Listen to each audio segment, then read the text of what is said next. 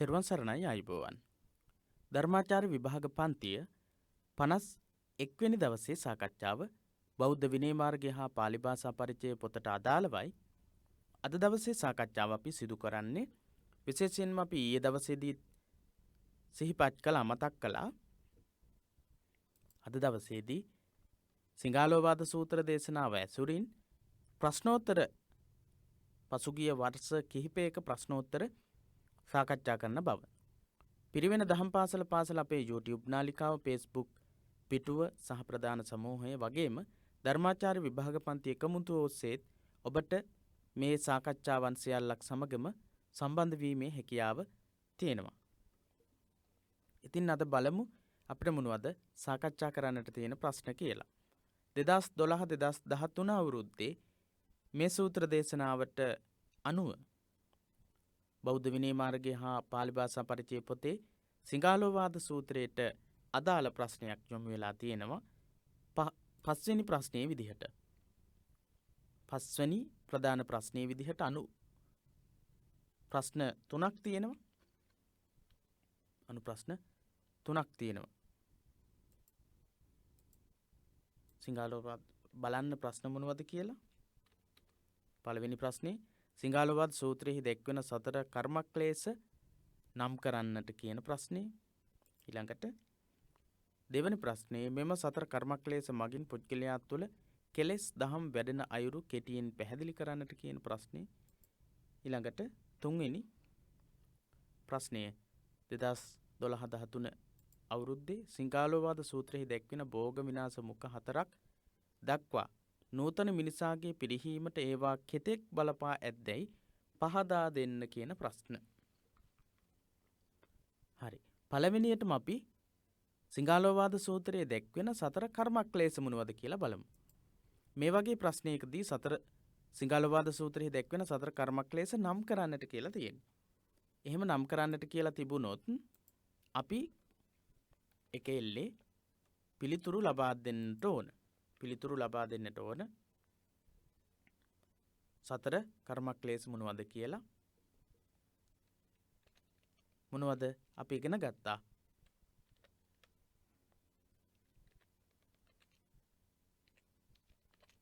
ප්‍රාණඝාතය,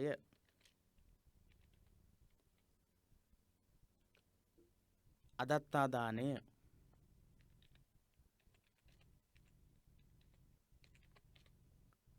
ඔබට මතක ඇති කියලා අපි විශ්වාස කරනවා.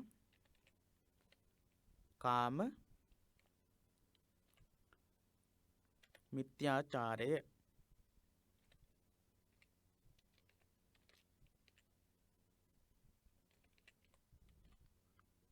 ඊළඟට මුසාවාදය.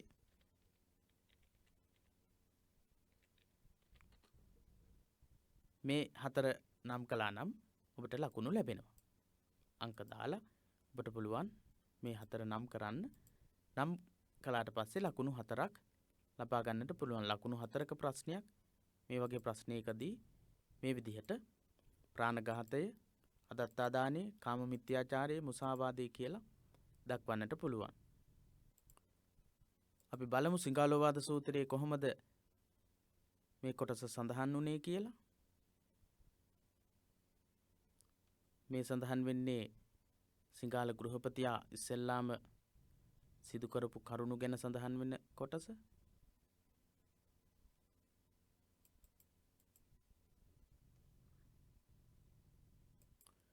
මේ තියෙන්නේ චත්තාරෝ කම්ම කිලේසා. සතර කර්මක් ක්ලේශ කියන කොටස. චත්තාරෝ කම්ම කිලේසා කතමස්ස චත්තාරෝ කම්ම කිලේසා පහේනා හොಂತಿ. පානාතිපාතෝ, අදින්නාදානං, කාමේසු මිච්ඡාචාරා, මුසාවාදා.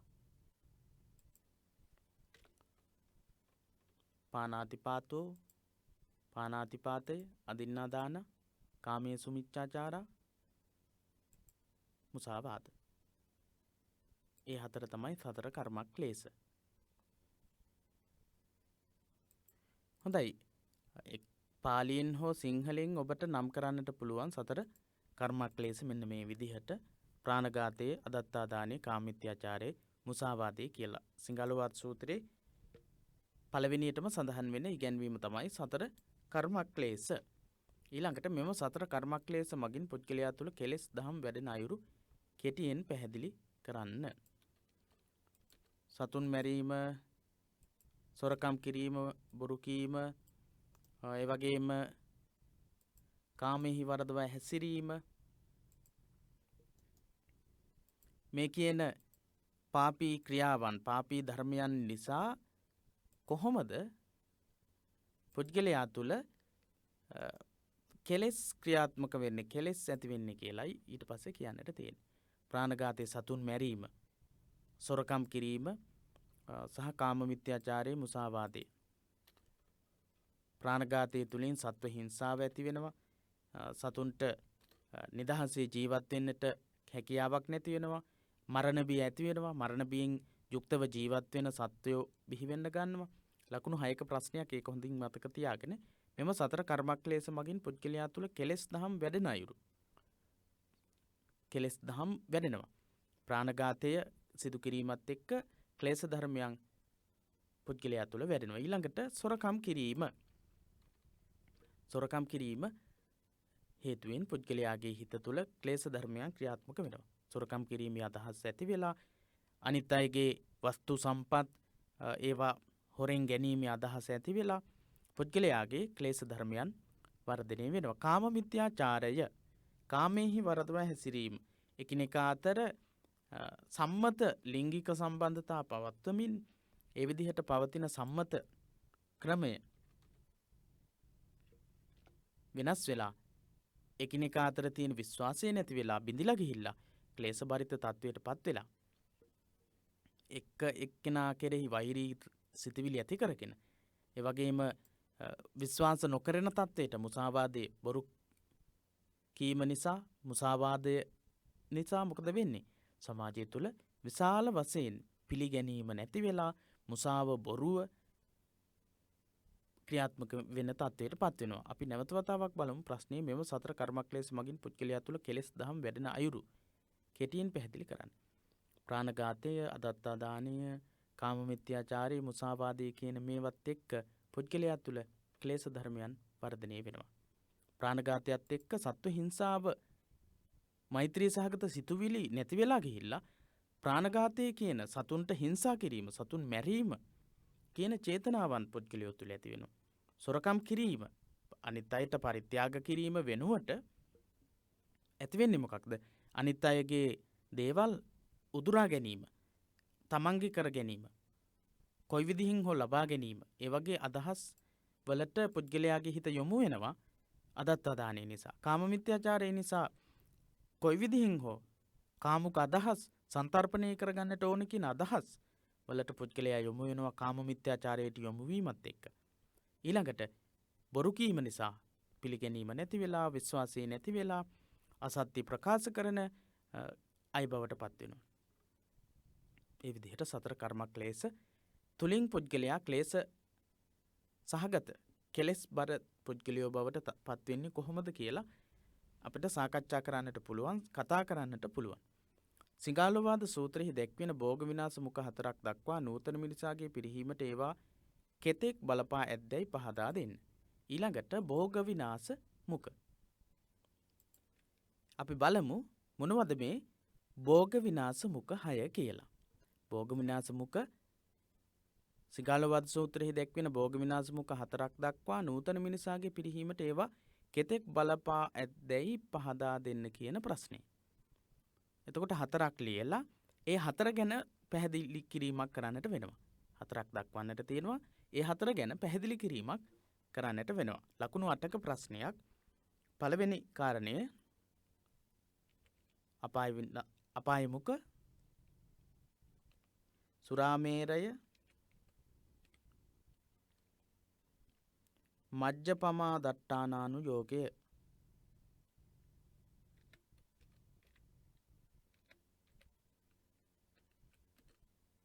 සුරාමේරය මජ්ජපමා දට්ඨානානු යෝගය.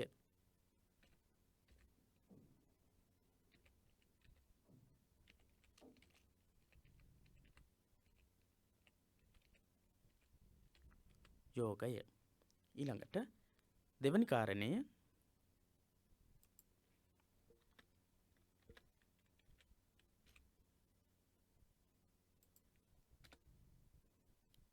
විකාල විසිකාචරයානු යෝගය නොකල්හි වීති සංචාරය.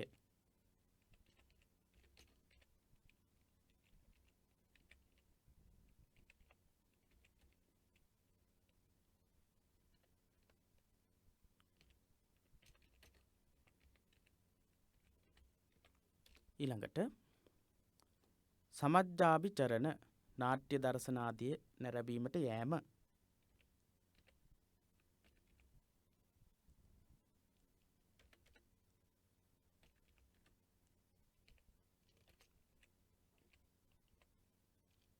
සමජ්ජාභිචරණ. ඊළඟට හතරවෙනි එක පාපමිත් දූතප්පමාදට්ඨානානු යෝගය.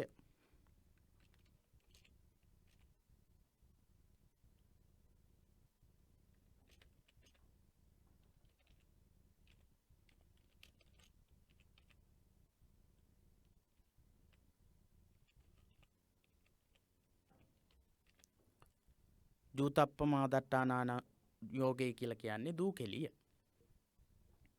හරි. ඊළඟට පාපමිත්තානු යෝගය පාපමිත්‍ර ආශ්‍රය. ආලස්සානු යෝගය අලසකමෙහි ආදීනව අලසකම කියන මේ කරුණු හතරක් අපිට ලියන්නට පුළුවන්. කරුණු හතරක් ලියලා ඒ කරුණු හතර ගැන අපිට පැහැදිලි කරන්නට පුළුවන්. සුරාමේරේ මජ්ජපමා දට්ඨානාන යෝගය මේ රහමෙර පානය කිරීම නිසා සිද්ධ වෙන විනාශයන් එහෙම නැත්නම් පරිහානියට පත්වෙන කරුණු කිහිපයක්ම දක්වලා තියෙනවා. මේ වගේ ප්‍රශ්නයකදී ලකුණු 8ක් ලැබෙන්නේ. සිංහාලෝවාද සූත්‍රෙහි දැක්වෙන භෝග විනාශ මුඛ 4ක් දක්වා නූතන මිනිසාගේ පිරිහීමට ඒවා කෙතෙක් බලපෑ ඇද්දැයි පහදා දෙන්න. කියන මේ ප්‍රශ්නේදී අපිට ගන්නට පුළුවන් ඊළඟට රහමෙර භාවිතයෙහි ආදීනව. සුරාමේරය එහෙම නැත්නම් රහමෙර භාවිත කිරීමත් එක්ක පුද්ගලයාගේ පිරිහීම සිද්ධ වෙන විදිහ. රහමෙර පානය කිරීමත් එක්ක පුද්ගලයාගේ ධනේ විනාශයට පත්වීම, කලකෝලාහල වැඩි වෙමින් රෝගකාරකයන් සහිත අය බවට පත් වෙනවා. ඒ වගේම අපකීර්තිය ඇති වෙනවා, විලිබිය නැති වෙලා යනවා, නුවණ දුර්වල වෙන තත්වයට පත් වෙනවා. මෙන්න මේ වගේ තත්වයකට පත් වෙලා පුද්ගලයා සමාජීයමය වශයෙන්ුත් කායිකමය වශයෙන්ුත් මානසිකමය වශයෙන්ුත් ඊටාම පිරිහුණු තත්වයට පත්වීම සඳහා රහමෙර භාවිතයේ හේතු වෙනවා කියලා කෙටියෙන් ලියන්න පුළුවන්. මොකද මාතෘකා 4ක් ගැන ලියන්න තියෙන හින්දා අපිට ඒ වගේ කෙටියෙන් තමයි ලියන්නට වෙන්නේ. ඊළඟට විකාල විසිකාචර්යානු යෝගය. විකාල විසිකාචර්යානු යෝගය කියලා කියන්නේ නොකල්හි වීති සංචාරය. තමාගේ රැකවරණේ නැති වෙලා, බුදරුවන්ගේ රැකවරණේ නැති වෙලා, ඒ වගේම ධනය සම්පත් තමන්ට තියෙන දේවල් හැම එකකම රැකවරණේ නැති වෙලා, ඒ වගේම වැරදි වලට අපරාධකරුවෙක් බවට පත් වෙලා, වැරදිකාරයෙක් බවට පත් වෙලා, ඒ වගේ තත්වයට පත් වෙනවා නොකල්හි වීති සංචාරයට යොමු වීමත් එක්ක. ඊළඟට සමජ්ජාභිචරණ. සමජ්ජාභිචරණ කියන්නේ නැටුම් ගැයුම් වැයුම් ආදී විවිධ දේවල්. වර්තමානයේ නම් චිත්‍රපට ඒ වගේ දේවල් නැරඹීමට නිතර තමන්ගේ කාලයේ වෙන් කිරීම නිසා, ඒ වගේම රූපවාහිනියට ඇබ්බැහි වීම නිසා මොකද වෙලා තියෙන්නේ? පාසල් වයසේ දරුවන්ට පාසල් වැඩ කටයුතු කරගන්න බැරි වෙලා තියෙනවා. ඊළඟට නිවසේ ඉන්න අඹුසැමියන් අතර ගැටලු නිර්මාණය වෙලා තියෙනවා. මොකද මේ නාට්‍ය දර්ශන ආදියෙන් පෙන්눔 කරන්නේ විවිධ සමාජ ගැටලු, ඒ වගේම පෞල් ගැටලු. ඒවත් එක්ක ඒ වගේ තත්ත්වයන් නිර්මාණය වෙලා තියෙනවා. හොඳයි. ජූතප්පමා දට්ඨානානු යෝගයේ දූකෙලිය. දූකෙලිය කියන එක දැන් වර්තමානයේ වෙනකොට අන්තර්ජාලය හරහා ඒ වගේම විවිධ විදිහේ ලෝකය සමගම සම්බන්ධ වෙච්ච දූකෙලි, එහෙම නැත්නම් සූදු කෙලීම් දකින්නට පුළුවන්කම තියෙනවා. ඒ වගේ තත්ත්වයට පත් වෙලා තියෙනවා. ඒ විදිහේ සාමාන්‍ය විස්තරයක් තමයි අපිට කරන්නට වෙන්නේ. දූකෙලියේදී අපිට දකින්නට පුළුවන් ලක්ෂණ වලින් එකිනෙකා අතර වෛරය හට ගැනීම, දිනුවට පස්සේ වෛරය ඇති අය බවට පත් වෙනවා. පෙරදුනාට පස්සේ ධනය පිළිබඳව ශෝක වෙනවා, කනගාටු වෙනවා. මානසික ගැටලු වලට, මානසික රෝගාතුර තත්ත්ව වලට පවා පත් වෙලා තියෙනවා. ඉතින් ඒ වගේ තත්ත්ව වලට පත් වෙනවා පුද්ගලයන් දූකෙලියට යොමු වීමත් එක්ක. ඉතින් මේ කියන කාරණාවන් නූතන ලෝකයේත් එක්ක ගලපලා අපිට මේ විදිහේ පිළිතුරු ලියන්නට පුළුවන් ලකුණු 8ක ප්‍රශ්නයක්. ලකුණු 8ක් ලබා ගන්නට පුළුවන්. ඒ විදිහේ පැහැදිලි කිරීමක් හැබැයි අපි කරන්නට වෙනවා. එහෙනම් මේ වගේ පැහැදිලි කිරීමක් කරන්නට රහමෙර භාවිත කිරීමෙහි ආදීනව ගැන අවබෝධය තියෙන්නට වෙනවා. ඒ වගේම නොකල්හි වීති සංචාරෙහි පවතින ආදීනව ගැන අපිට දැනගෙන ඉන්නට වෙනවා. ඒ ආදීනව සම්බන්ධ කරගෙන තමයි මෙතනදී පිළිතුරක් අපිට ගොඩනගන්නට වෙන්නේ. පිළිතුරක් ලියන්නට වෙන්නේ. හොඳයි. ඒ ප්‍රශ්න 3 තමයි 2012-13 අවුරුද්දේදී සිංහාලෝවාද සූත්‍රයට සම්බන්ධ වෙලා බෞද්ධ විනය මාර්ගය හා පාලි භාෂා පරිචය කියන දෙවනි ප්‍රශ්න පත්‍රයේදී ඇවිල්ලා තියෙන්නේ. ඊළඟට 2013-2014 අවුරුද්දේ ප්‍රශ්නයක් යොමු වෙලා තියෙනවා සිංහාලෝවාද සූත්‍රය කියන පාඩමට අදාළව. සිංහාලෝවාද සූත්‍රයේ අන්තර්ගත විෂය කරුණු දක්වන්න. සිංහාලෝවාද සූත්‍ර දේශනාවේ ඇතුළත් විෂය කරුණු දක්වන්නට කියලායි කියන්නේ. සිංහාලෝවාද සූත්‍රයේ මොනවද උගන්වන්නේ? සිංහාලෝවාද සූත්‍රයේ පළවෙනියටම උගන්වනවා සතර කර්මක් ක්ලේශ. සතර කර්මක් ක්ලේශ.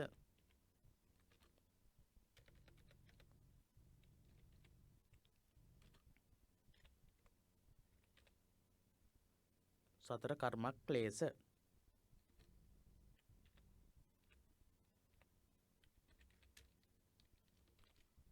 ඊළඟට අගති ගමන 4. ඒ කියන්නේ සතර අගති. සතර අගති ඡන්ද දෝෂ බය මෝහ. අගති. ඊළඟට අපාය මුඛ 6. ධන විනාශ මුඛ 6.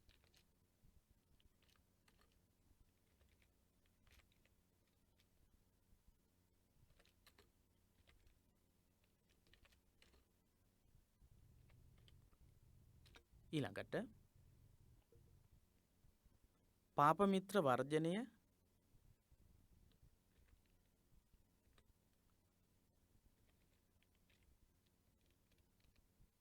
පාප මිත්‍ර සහ කල්යාණ මිත්‍ර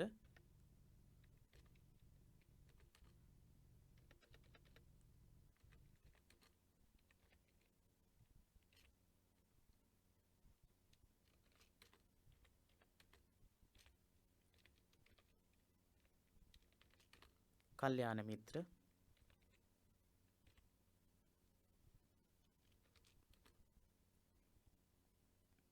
සේවනය.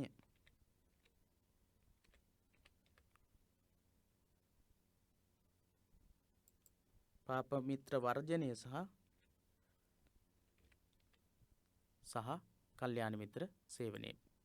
පාප මිත්‍රයන් සහ කල්යාණ මිත්‍රයන් කවුද කියලා උගන්වනවා. ඊළඟට ධනෝපායනය සහ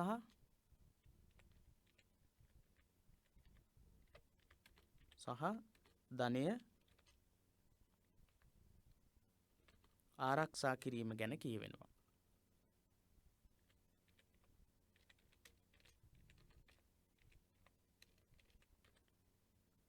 ඊළඟට සදිසා ආවරණය.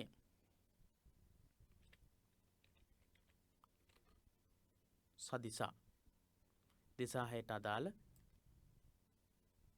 ඉගැන්වීම. මෙන්න මේ කරුණු තමයි සිංහාලෝවාද සූත්‍රයේ දකින්නට ලැබෙන්නේ. එහෙනම් ඒ කොටස් ටික අපිට ලියන්නට වෙනවා ප්‍රශ්නයකදී. සතර කර්මක් ක්ලේශ අන්තර්ගත වෙනවා සිංහාලෝවාද සූත්‍රයේ. සතර අගති, ධන විනාශ මුඛ 6 මේවා විස්තර කරන්නට අවශ්‍ය වෙන්නේ නැහැ. සිංහාලෝවාද සූත්‍රයේ අන්තර්ගත විෂය කරුණු දක්වන්න කියලා කියන්නේ. එතකොට පැහැදිලි කිරීමක් අවශ්‍ය වෙන්නේ නැහැ. සතර කර්මක් ක්ලේශ, සතර අගති, ධන විනාශ මුඛ 6 පාප මිත්‍ර වර්ජනය සහ කල්යාණ මිත්‍ර සේවනය, ධනෝපායනය සහ ධනය ආරක්ෂා කිරීම, සදිසා. මේවා තමයි සිඟාලුවාද සූත්‍රයේ අන්තර්ගත වෙන්නේ. ආර්ය ශ්‍රාවකයා විසින් ආවරණය කරනු ලබන සදිසා සිඟාලුවාද සූත්‍රයේ සඳහන් වන ලෙස දක්වන්න. ඔව් මෙතනදී අපි ඉගෙන ගත්තා දිසාවන් මොනවද කියලා. දිසාවන් 6ක්. පුරත්තිමා දිසා මාතා පිතරෝ, ඊළඟට දක්ඛිනා දිසා ආචාර්යා, ඊළඟට පච්චිමා දිසා පුත්තදාරා, උත්තරා දිසා මිත්තා මච්චා, ඊළඟට හෙට්ටිමා දිසා දාසකම්කරුවන්, උපරිමා දිසා සමන බ්‍රාහ්මනා. මේ විදිහට දිසාවන් අපි ඉගෙන ගත්තා. පුරත්තිමා දිසා මාතා පිතරෝ, පෙරදිග දෙමව්පියෝ. අපෙන් අහන ප්‍රශ්නයට අවධානය යොමු කරලා බලමු. ආර්ය ශ්‍රාවකයා විසින් ආවරණය කරනු ලබන සදිසා සිඟාලුවාද සූත්‍රයේ සඳහන් වන ලෙස දක්වන්න කියලායි කියන්නේ. එහෙනම් මේ විදිහට අපිට දක්වන්නට වෙනවා දිසාවන් 6.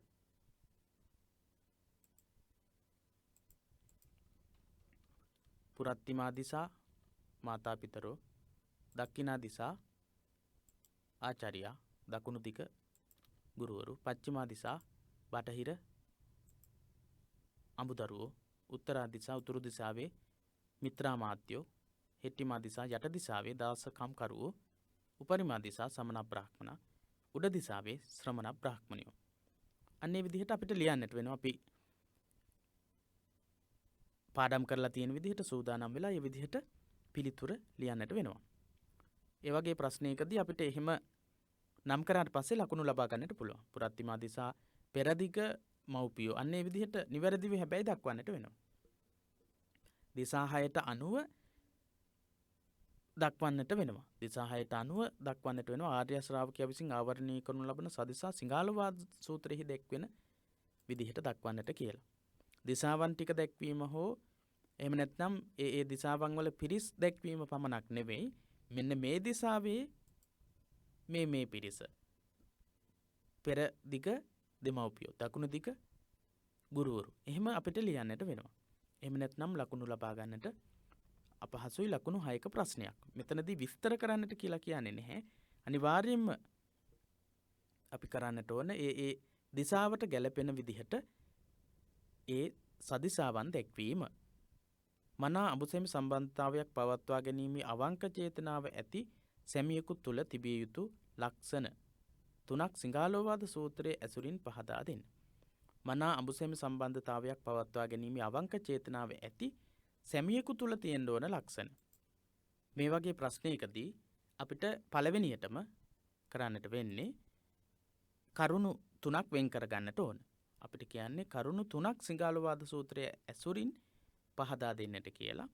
එතකොට මේ කරුණු 3ක් අපිට ඉස්සෙල්ලාම ලියන්නට වෙනවා. සම්මානනාය එක කාරණාවක්, සම්මානනාය පළවෙනි කාරණේ.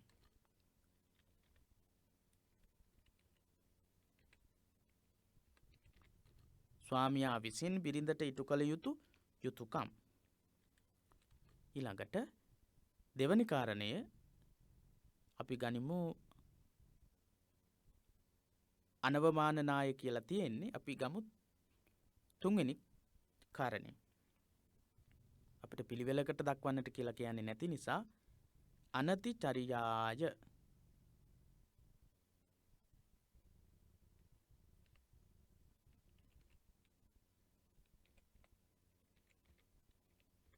අනතිචරියාය. ඊළඟට අපි ගනිමු ඉස්සරිය වොත්සක්ගේන.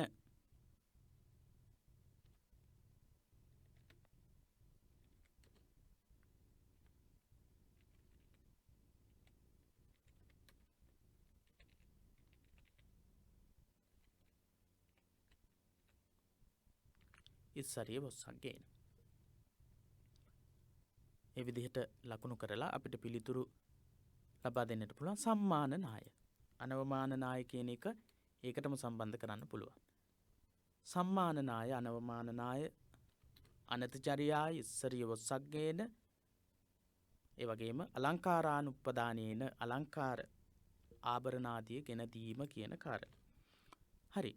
මේ තුන ගැන විස්තර කළොත් සම්මාන නාය බිරිඳක් වෙනුවෙන් ගරු කිරීම ඇය සමහර විට දරුවන් ඉදිරියේ මවක් වෙන්නට පුළුවන්.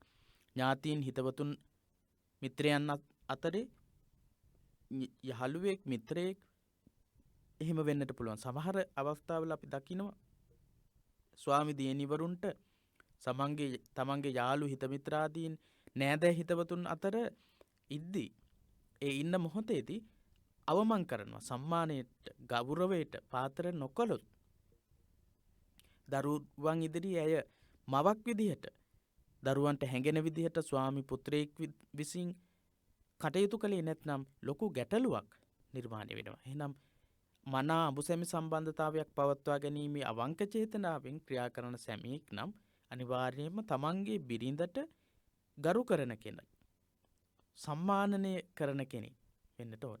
ඊළඟ කාරණේ අනතිචර්යාය.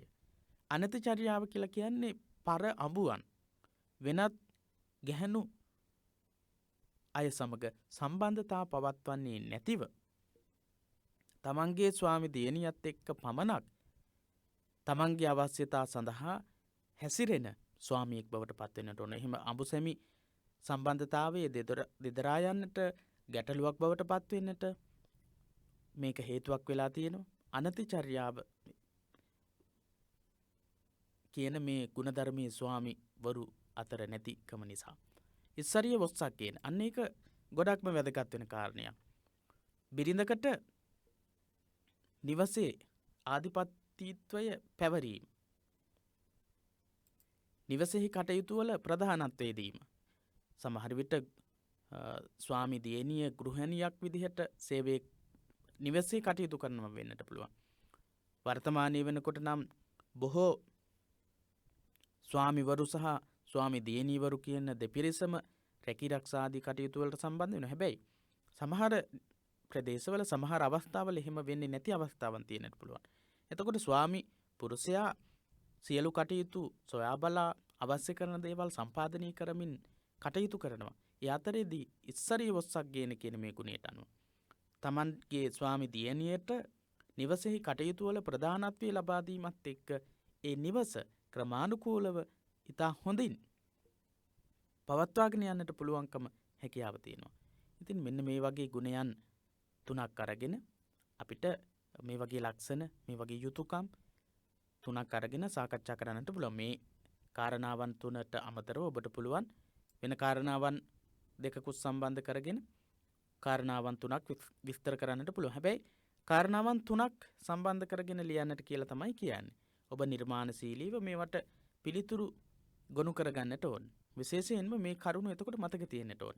මේ වගේ ප්‍රශ්නයක් ඇහුවොත් මනා අඹුසැමි සම්බන්ධතාවයක් පවත්වා ගැනීමේ අවංක චේතනාව ඇති සැමියෙකු තුළ තිබිය යුතු ලක්ෂණ තුනක් සිංහලවාද සූත්‍රය ඇසුරින් පහදා දෙන්නට කියලා කිව්වොත් ස්වාමියෙක් විසින් බිරිඳකට ඉටු කළ යුතු යුතුයකම් අපිට මතක තියෙන්නට වෙනවා. යුතුයකම් 5ම නැතත් අපිට 3ක් මතක තියෙන්නට වෙනවා. එතකොට මේ 3 ඇසුරු කරගෙන තමයි පිළිතුර අපිට ගොඩනගන්නට වෙන්නේ. හොඳයි.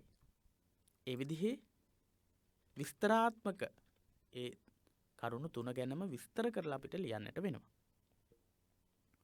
හොඳයි 2014-2015 අවුරුද්දේ 4 වෙනි ප්‍රශ්නේ විදිහට ඇවිල්ලා තියෙන ප්‍රශ්නයට අවධානය යොමු කරමු. සිංහලවාද සූත්‍රය ඇසුරින් තමයි ප්‍රශ්නය අහලා තියෙන්නේ. සිංහලවාද සූත්‍රයේ දැක්වෙන අන්දමට මිත්‍රයන් හා මිත්‍ර ප්‍රතිරූපකයන් අතරින් පාප මිත්‍රයන් දෙදෙනෙකු හා කල්යාණ මිත්‍රයන් දෙදෙනෙකු ලියා දක්වන්න. මේ වෙද්දී අපි මේ කොටස් සාකච්ඡා කරලා තියෙන නිසා ගැටලුවක් නැහැ. මිත්‍ර ප්‍රතිරූපකයන් සහ කල්යාණ මිත්‍රයන් කියන මිත්‍ර ප්‍රතිරූපකයන් සහ අපි කල්යාණ මිත්‍රයන් කවුද කියලා ඉගෙනගෙන තියෙනවා. සිංහලවාද සූත්‍රයේ දැක්වෙන අන්දමට මිත්‍රයන් හා මිත්‍ර ප්‍රතිරූපකයන් අතරින් පාප මිත්‍රයන් දෙදෙනෙකු හා කල්යාණ මිත්‍රයන් දෙදෙනෙකු ලියා දක්වන්න. සිංහලවාද සූත්‍රයේ දැක්වෙන අන්දමට මිත්‍රයන් හා මිත්‍ර ප්‍රතිරූපකයන් අතරින් පාප මිත්‍රයන් දෙදෙනෙක් සහ කල්යාණ මිත්‍රයන් දෙදෙනෙක් ගැන ලියන්නට කියලායි කියන්නේ. සිංහලවාද සූත්‍රයේ දැක්වෙනවා කල්යාණ මිත්‍රයන් සහ පාප මිත්‍රයන්. ඒ අතරින් පාප මිත්‍රයන් කවුද? කල්යාණ මිත්‍රයන් කවුද කියලා අපි දැනගෙන ඉන්නට ඕන, මතකෙහි තියෙන්නට ඕන. ඔව්, පාප මිත්‍රයෝ තමයි අඤ්ඤ දත්තු හර. අඤ්ඤ දත්තු හර. ඊළඟට වචී පරම.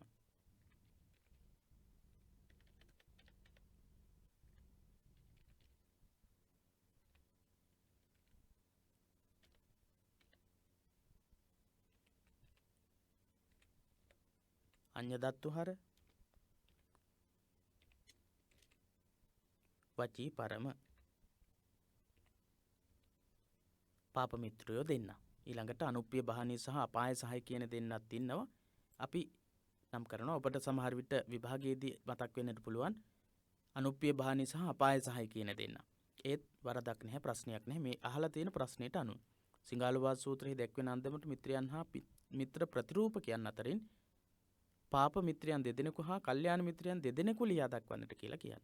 ඒ වගේ ප්‍රශ්නයකදී ඔබට අඤ්ඤ දත්තු හර අපාය සහය කියලා ලියන්න පුළුවන්, වචී පරම අපාය සහය කියලා ලියන්න පුළුවන්. ඒ විදිහට මොන විදිහින් හෝ හැබැයි දෙන්නෙක් ලියන්නට ඕන.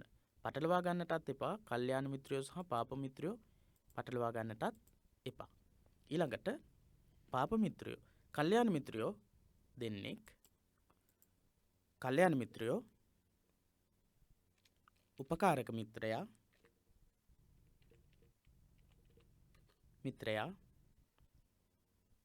ඊළඟට සමාන සුඛ දුක්ඛ මිත්‍රයා.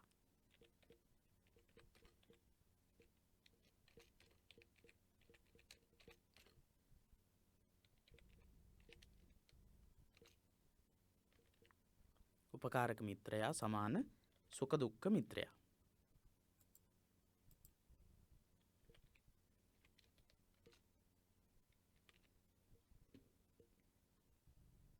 ඒ විදිහට අපිට පිළිතුරු දෙන්නට පුළුවන්. මේ වගේ ප්‍රශ්නයකදීත් අවධානය යොමු කරන්නට ඕන, විස්තර ඉදිරිපත් කරන්නට නැහැ.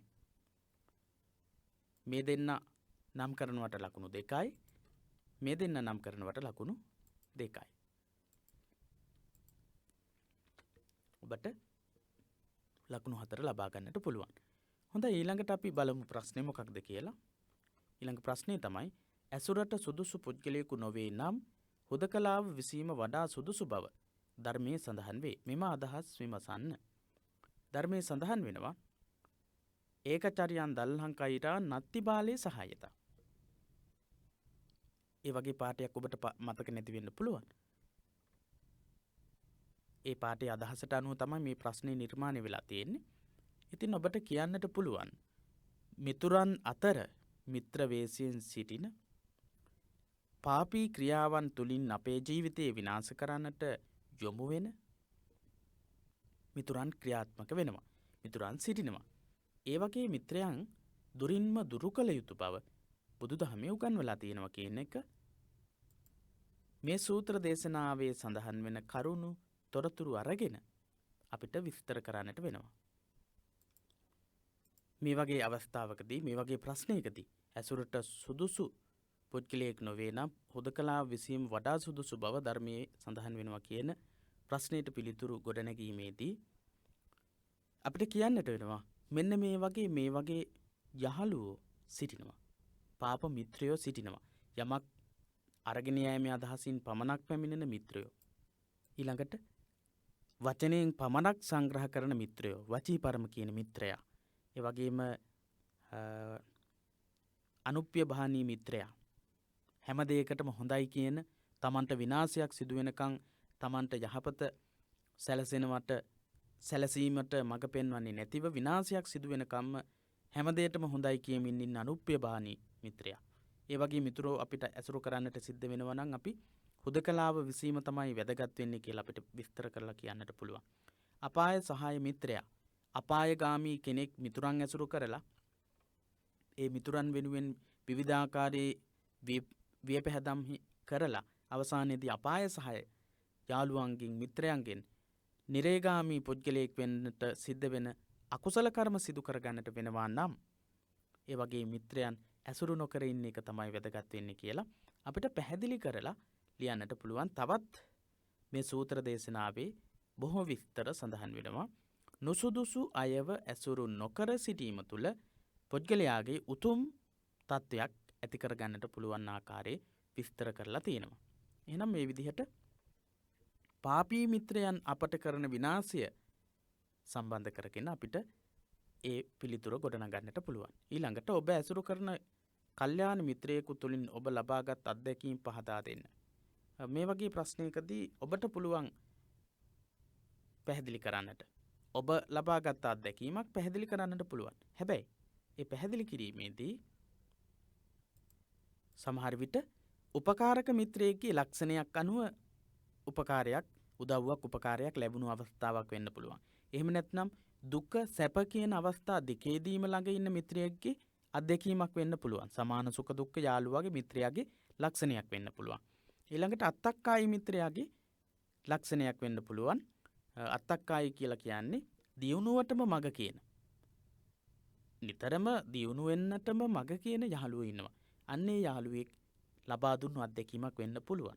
එහෙම නැත්නම් අනුකම්පක මිත්‍රයෙක් ඔබට යම්කිසි හිරිහැරයක් කරදරයක් සිද්ධ වෙච්ච වෙලාවේදී ඒ යහළුවාගේ ඒ මිත්‍රයාගේ කරදරයක් හිරිහැරයක් විදිහට සලකලා ඒ කරදරයෙන් හිරිහැරයෙන් නිදහස් වෙනතුරුම ඔබට උදව් උපකාර කරපු මිත්‍රයෝ ඉන්නවා ඇති.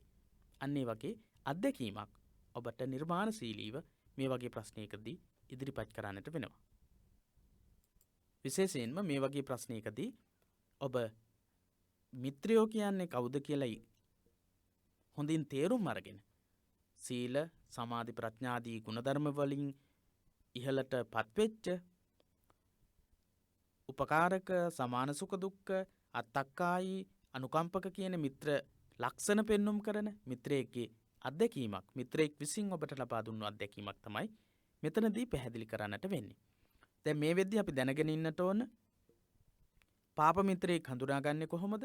කල්යාණ මිත්‍රයෙක් හඳුනාගන්නේ කොහොමද කියලා.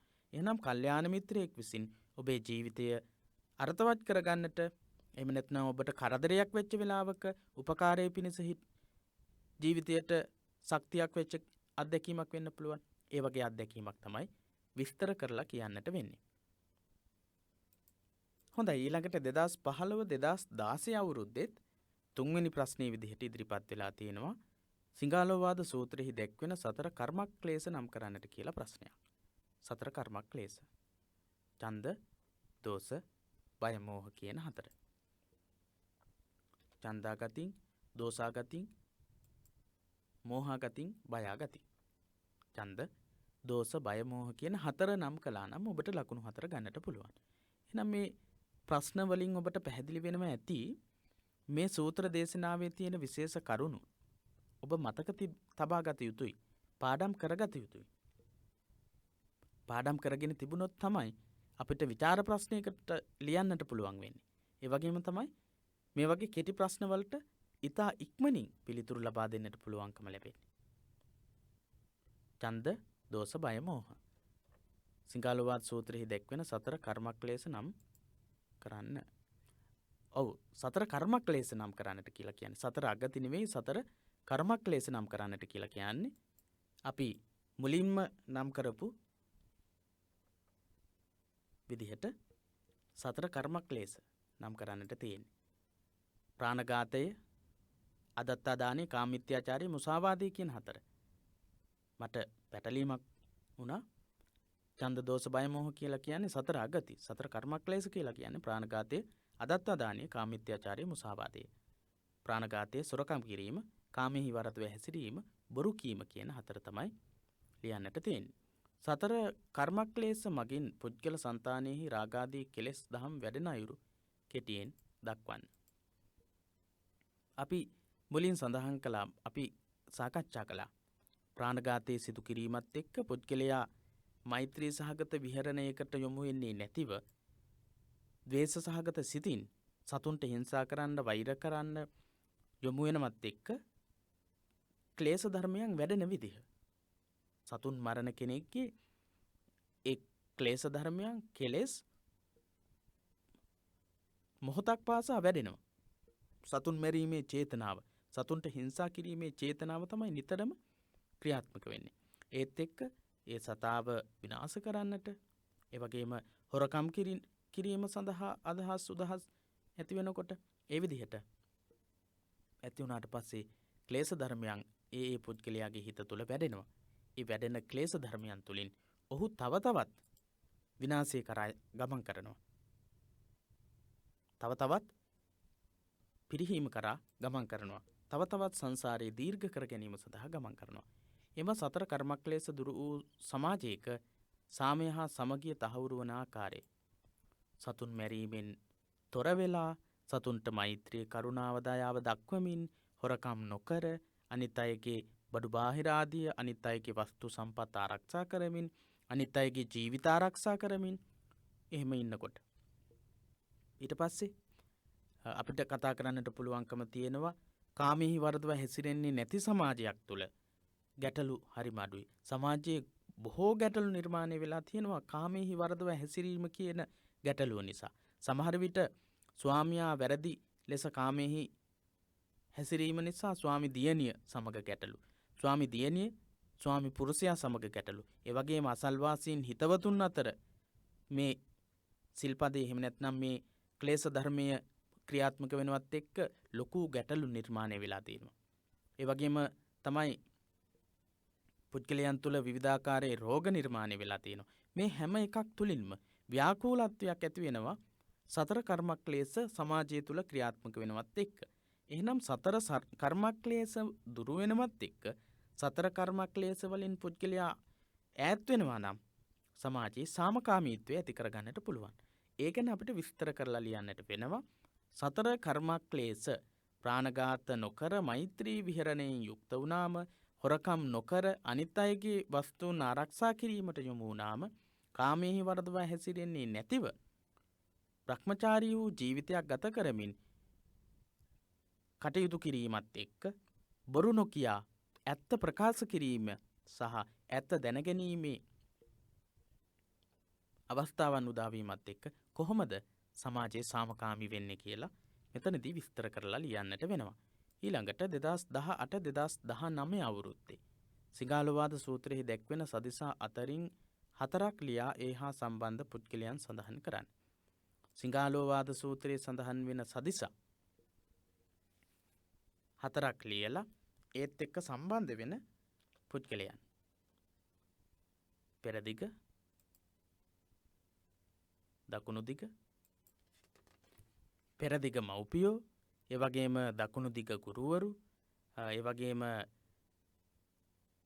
අපරදිග බටහිර දිසාවේ භාර්යාව, උඩ දිසාවේ ශ්‍රමණ බ්‍රාහ්මණයෝ එහෙම නම් කරන්නට වෙනවා.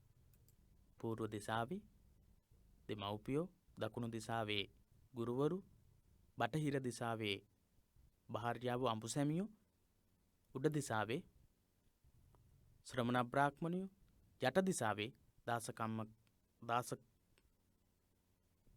කම්කරුවෝ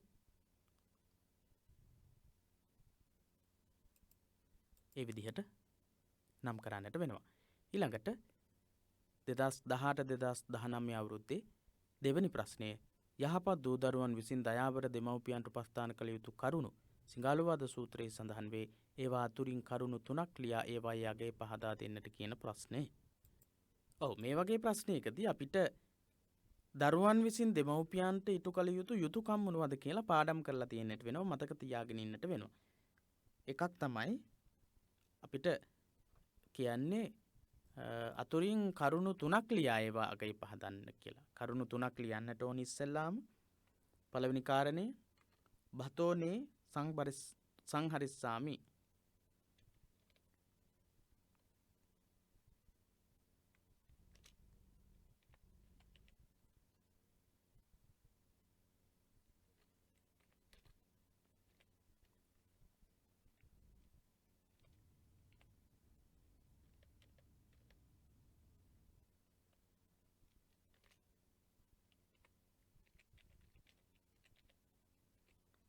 දෙවෙනි එක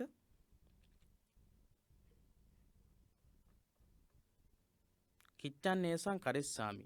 කිච්ඡන්නේසං කරිස්සාමි.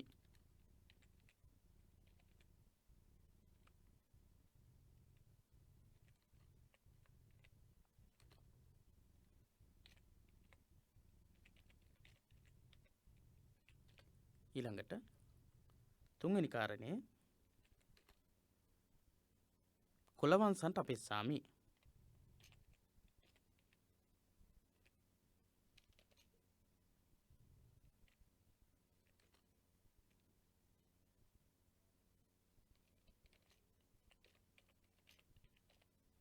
කුලවංශන්ට අපෙස්සාමි කියන මේ කරුණු තුනක් ලියන්නට පුළුවන්. දරුවන් විසින් දෙමව්පියන්ට කළ යුතු යුතුකම්. බතෝනී බරිස්සාමි කියන එක දැන් අපිට පැහැදිලි කරලා ලියන්න පුළුවන්. කොහොමද? තමන් පුංචි කාලයේදී තමන්ව පෝෂණය කරපු දෙමව්පියන්ව පෝෂණය කිරීම. දෙමව්පියන් පෝෂණය කිරීම තමයි පළවෙනි කාරණේ. දෙමව්පියෝ වයසට ගියාට පස්සේ ඇත්තටම ලෙඩ රෝගවලටපත් වෙලා විවිධ කායික ශක්තිය නැති වෙලා ගිහිල්ලා රැකී ආරක්ෂා කරන්න බැරි වෙන වයසටපත් වුණාට පස්සේ දරුවන් විසින් ඒ දෙමව්පියන්ව බලා ගන්නට ඕන. දෙමව්පියන් වෙනුවෙන් කටයුතු කරන්නට ඕන. දෙමව්පියන් පෝෂණය කිරීම. පෝෂණය කිරීම විතරක් මදි. ගොඩක් දරුවෝ කරන්නේ දෙමව්පියන් පෝෂණය කිරීම. මොන විදිහෙන් හෝ ආහාර පාන ලබා දීලා Tamanගේ නිවෙස් වලට වෙලා ඉන්නවා.